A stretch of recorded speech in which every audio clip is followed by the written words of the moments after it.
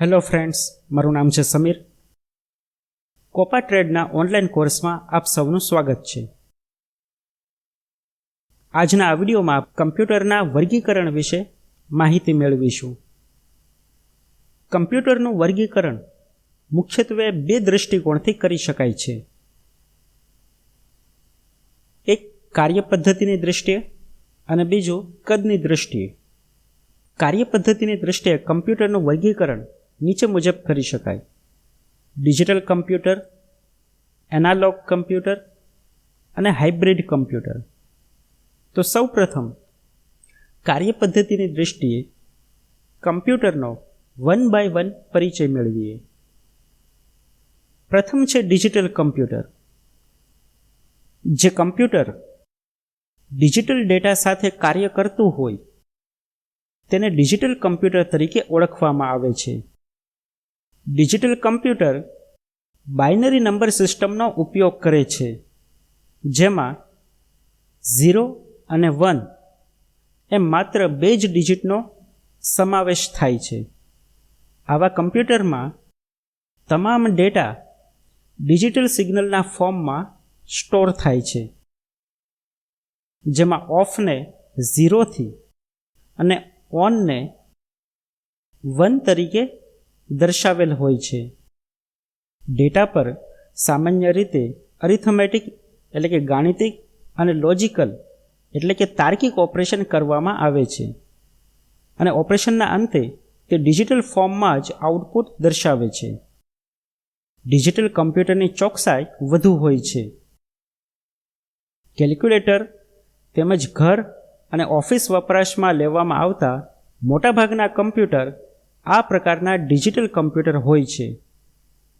Digital કમ્પ્યુટરને બે પ્રકારે ડિવાઇડ કરી શકાય: સ્પેશિયલ પર્પઝ કમ્પ્યુટર અને જનરલ પર્પઝ કમ્પ્યુટર.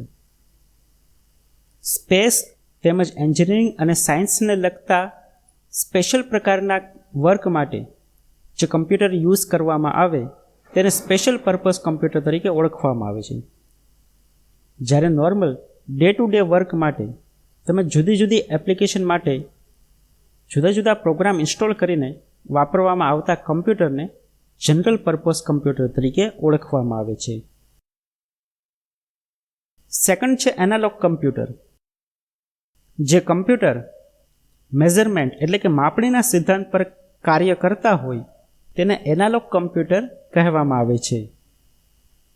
તે ભૌતિક જથ્થામાં થતા સતત ફેરફારને માપે છે. ત્યારબાદ તેને એવા સ્વરૂપમાં કન્વર્ટ કરે છે કે જેનો ડેટા તરીકે કેલ્ક્યુલેશનમાં ઉપયોગ કરી શકાય, જેમ કે વીજ પ્રવાહ, તાપમાન, દબાણ વગેરે. આવા કમ્પ્યુટરના રિઝલ્ટ ડિજિટલ કમ્પ્યુટર જેટલા ચોક્કસ નથી હોતા. તેમનો આઉટપુટ સામાન્ય રીતે મીટર અથવા સ્કેલ પર દર્શાવવામાં આવે છે. વીજ મીટર, રિક્ષાનું મીટર, થર્મોમીટર, એનાલોગ ક્લોક વગેરે આ પ્રકારના કમ્પ્યુટરના ઉદાહરણો ગણી શકાય. એન્જિનિયરિંગ અને સાયન્ટિફિક એપ્લિકેશન માટે તેનો ઉપયોગ કરવામાં આવે છે.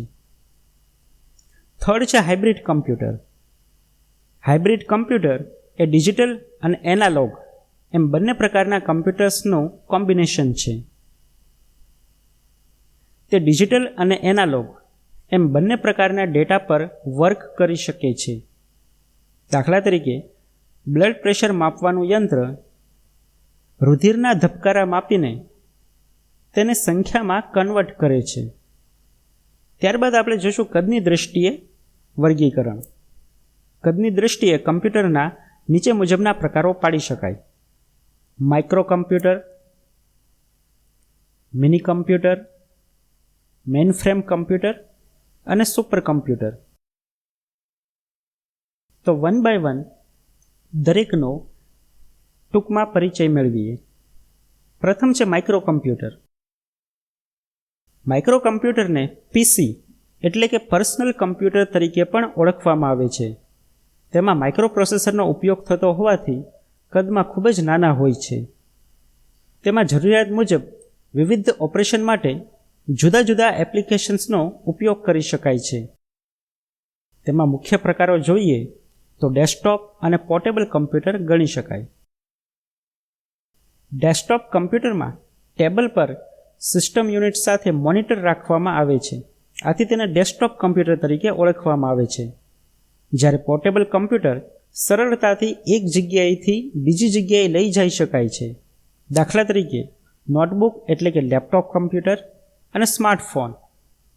હાલમાં પામ એટલે કે હથેળીમાં રાખી શકાય તેવા પામ કમ્પ્યુટર્સ પણ ઉપલબ્ધ છે, જેમ કે ટેબ્લેટ, પીડીએ એટલે કે પર્સનલ ડિજિટલ અસિસ્ટન્ટ. ત્યારબાદ છે મિની કમ્પ્યુટર. મિની કમ્પ્યુટરનો ઉદય 1960ના દાયકામાં થયો હતો. આવા કમ્પ્યુટર્સ પર્સનલ કમ્પ્યુટરની તુલનાએ મોટા અને વધુ પાવરફુલ હોય છે. તેનો મુખ્ય ઉપયોગ માહિતીનો સંગ્રહ કરવાનો અને તેના પર ઓપરેશન કરવાનો હોય છે.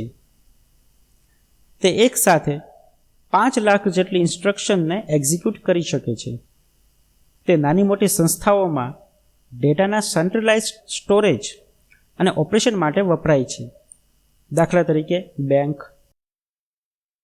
થર્ડ છે મેઇનફ્રેમ કમ્પ્યુટર.